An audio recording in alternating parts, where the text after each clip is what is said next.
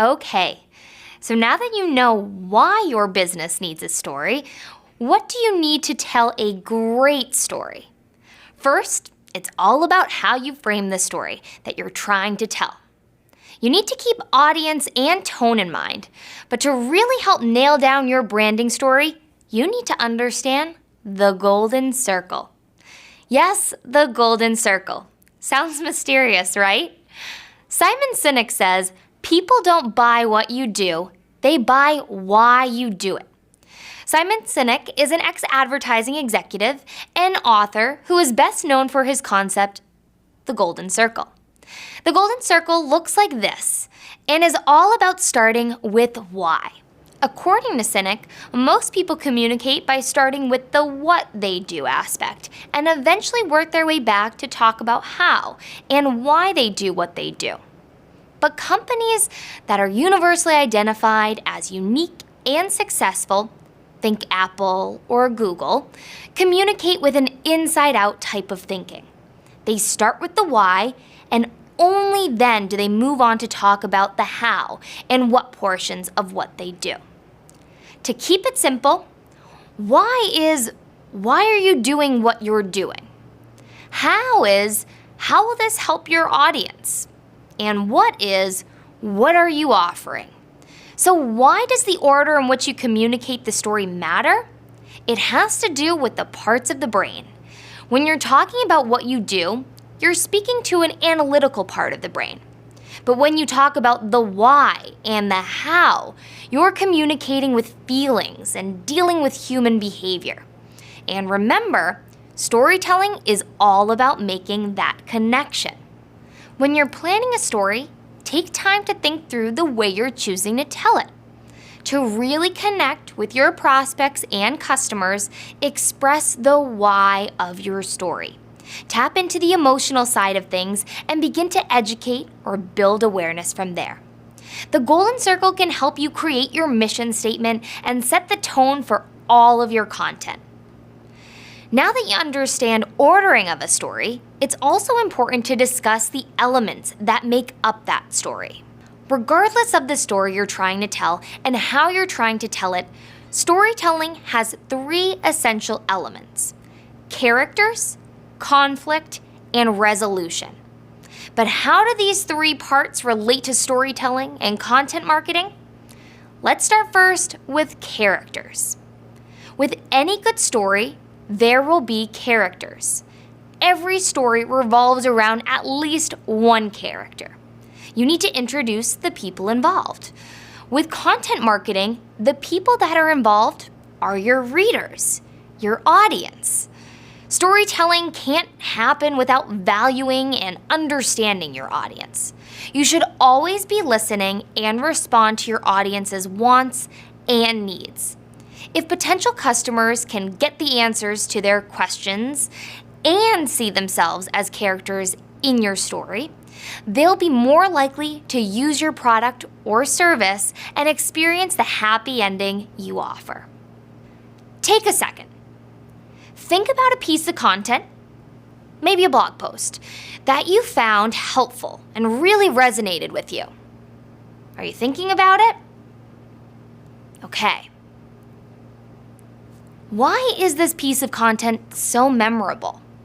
There may be a few reasons why, but some of the most memorable pieces of content or stories stick in an audience's mind because of the characters involved. For the content that you were thinking of, were you the character in the story? Did it resonate with you because you felt like it answered a question, helped solve a problem? The character is the connection between you, the storyteller, and your audience. To make sure you're focusing on the right characters, start with your buyer personas. This semi-fictional representation of your ideal buyer can help guide you to understanding the goals and challenges that your character will face. Is your buyer persona a full-time parent? Well, you might know that time is not on their side and they would describe themselves as busy. You should keep that in mind for your storytelling. Or is your buyer persona a business owner who's looking for a better way to communicate between her team members? She'll likely see herself as the character if a team is used within your story. Or maybe you're an educational organization looking to attract students who want to take online courses. They may want to read about success stories of students that are just like them. No matter who your buyer persona is, the art of storytelling is making sure you empathize and relate to your audience. While keeping your buyer persona in mind, you should also determine the point of view that your story will have. Will it be first person, second person, or third person? And there's no right or wrong option. It will depend on your buyer persona, the story you're trying to tell, and the format of that story. For first person point of view, this is when the character is yourself. When you use I saw this, or I learned that. Using this type of language in storytelling is more confessional. It can help establish a personal connection with the reader. You can use this to build authority, and try using first person when there is a known person, an author behind the content. This could work for a blog post, a video, or even an ebook if the author is noted. As for the second person, the character in this point of view is your audience. You will see, or you will learn. When using you language, you need to really understand your buyer personas. Make it personal for them by knowing their pain points, their goals. Tell the story in a way that shows empathy. Lastly, can't forget about the third person. This is the he said and she said type of language. Think back to that buyer persona example for an educational organization. The buyer persona could potentially benefit from a story done in the third person. Case studies about your customers are a good example of using third person. Stories for this point of view can be both fictional or non-fictional. And again, there's no right or wrong when it comes to point of view. Keep your buyer personas top of mind and think through what will work best for them. You may have noticed that all HubSpot Academy videos use second person or you point of view. That's on purpose. Since this is your training and this content contains key takeaways you should learn and act upon, it's important that these videos speak directly to the intended audience, and that's you. Most importantly, when it comes to point of view, decide on one and keep it consistent. Consistency is key when it comes to content and storytelling. Once you have an idea of who the character will be for your story, it's important to understand the conflict. The conflict is the lesson in how the character transforms through challenge, an emphasis on lesson. Remember, when it comes to content marketing and storytelling, the power is in what you're teaching. Conflict helps build developmental and emotional dynamics. It helps make a connection between two entities, and human-to-human connections are the foundation for a successful business. Remember, you're dealing with people, not machines. Your company is providing answers, relieving stress, creating happiness, and making life easier for the end user. The revenue your company makes comes from a well-thought business plan and customers who believe in you and what you do. If your story lacks conflict, then you're probably not telling a story. Instead, you're telling a pitch, a tagline, unique selling point, or a plain statement. This approach won't resonate with your audience. And from a content marketing perspective, it won't get you views and shares and conversions or customers. Conflict doesn't mean that you should be overly dramatic. Be genuine. The conflict should drive the overall story and affect how characters react. This is what should inspire your audience to engage. Make sure the conflict fits your prospect's problems, needs, or the stage of the buyer's journey.